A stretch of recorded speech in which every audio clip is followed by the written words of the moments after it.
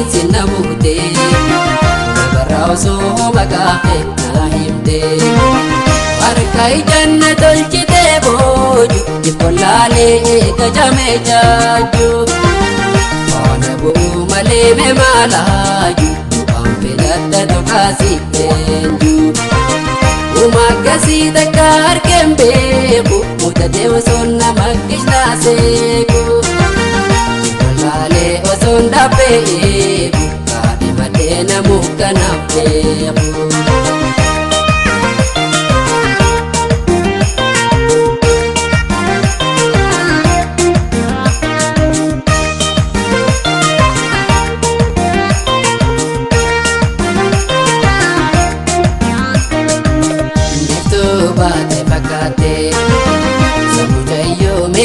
Gamna gogote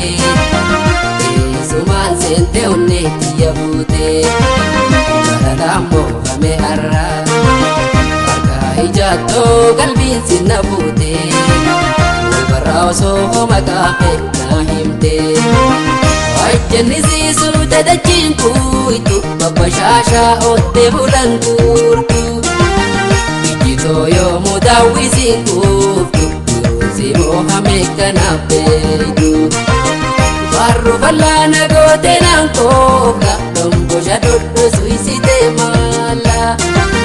gammachuu jaameetiin wallaala sitaan soora dhabuus ni oola.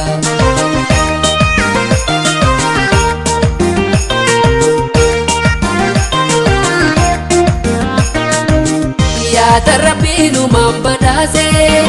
amalaala kenna raasee qalbii tosii yaada rarraasee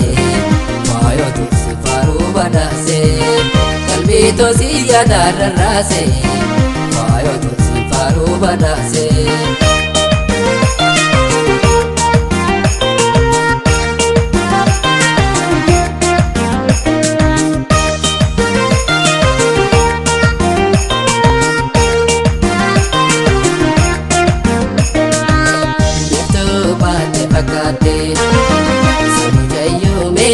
Gamna gogote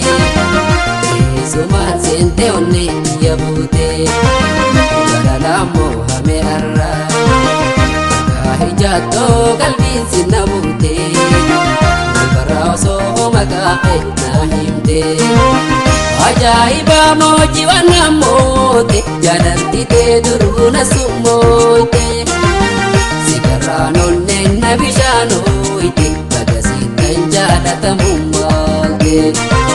naasi waliif nuume rabbiini midhaash waliin nu kuutu qalbiini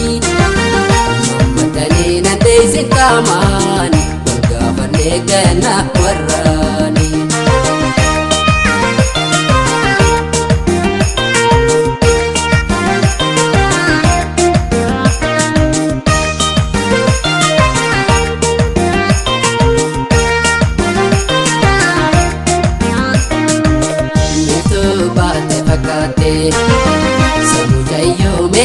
Gamna gogote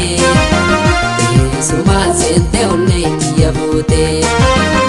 baralaammoo hame har'a harka ijaattoo qalbiin si na buute barraa osoo maqaa kee himte bareedduun hedduudha yoo lakkooyne alaboon tambi balaalteen guumne aatte fakkiinte ija dandooyne galadhoo harkasiif kenne gootoo dhuftee na nammaattu gurtu tanaaf ta'e na dhungaattu sitta gabuu foqalaaltee gaartu mootiin sidaa biyyee natti hin boottu.